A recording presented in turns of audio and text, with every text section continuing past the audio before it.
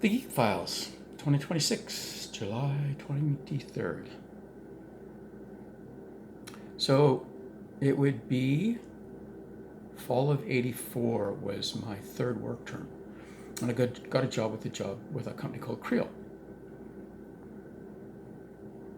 So I went to Almore and said, you know anything about this company called Creo? And Al backed right up and said, what do you mean Creo? I said, well, I got a co-op term with a company in Vancouver called Creo. You know, they do lasers and laser printers for the printing press. I said, really? I said, yeah. I said, when do you start? I said, September. He said, oh, well, then I'll see you there because like I start in October or the summer, July or August. So yeah, so off I go to Creo, and Almore is again my supervisor. And Creo at that time was really cool. They tended to hire people who had a trade certificate, and especially if the trade certificate was in something other than what their degree was. So you had like electrical engineers who taught automotive shop in high schools, you know, that sort of thing. They really were looking for people, you know, millwrights with electrical engineering degrees, and a lot of aviation guys with mechanical degrees and mechanical engineering degrees, because we knew the hands-on, so we were really good at what we did. When I got to Creo, there was 100 people. Now I stayed there for 3 work terms for a year. And when I left, it was 500 people and growing fast. And its culture changed. But when I got there, it was a great culture. They had a bunch of what were known as sweat projects.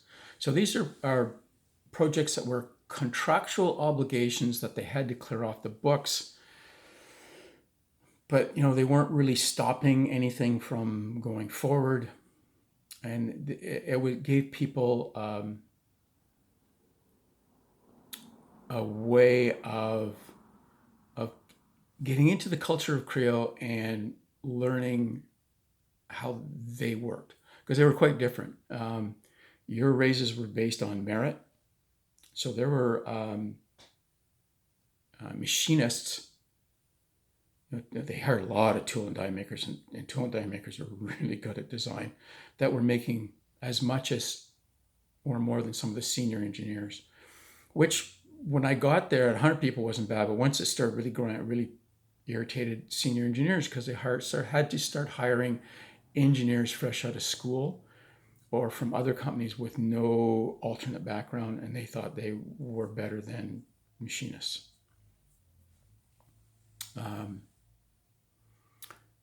You were assigned a mentor to make sure that you understood how Creo worked. What was the lock company? There was a lock company in Vancouver that folded its shop. It probably come to me. And a lot of their technologists wound up at Creo. So there was a really, really deep knowledge of drafting and tolerancing, because to make locks, you're really dealing with some tolerances, because you really have to balance required tolerance against cost. So these guys came from, at that time you still had a culture of one engineer that was overseeing a number of engineering technologists or technicians, I don't know what they called. And the technologists were basically engineers without the degree. So the engineer would do the weird stuff that required advanced calculations, and just oversee however many technologists he had because they knew what they were doing and they could just get the job done. And these guys were then given just free rein. They were considered, because of the culture, they were considered no better, no worse than anybody else in the company. So yeah, so guys like Ian Garbin, he was just like stunningly talented, just absolutely learned so much from him. Um, yeah, so Fridays were beer night. Um, they really encouraged everybody to quit at a certain time and come down, and there was beer and food. And it started at 4 o'clock, and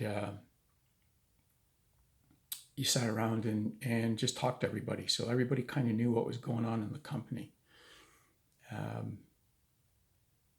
Flex time, the first time I'd really ever worked at a place with true flex time.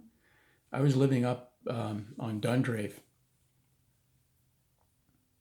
and came to work. I had to come across the Cap River, and I was just starting to whitewater paddle, and the Cap was up and flowing. It was like, so I'd have to come to work at about 6 in the morning to beat the traffic, and the Cap was up and flowing. It turns out some poor co-op student in the middle of the night hit the wrong button on the reservoir, and he had dumped half the reservoir before they realized what was going on. And Don froze. I was talking to Don froze at about 8 in the morning. I said, "Why are you here?" He said, "Why?" I said, "Well, the Cap's up and running."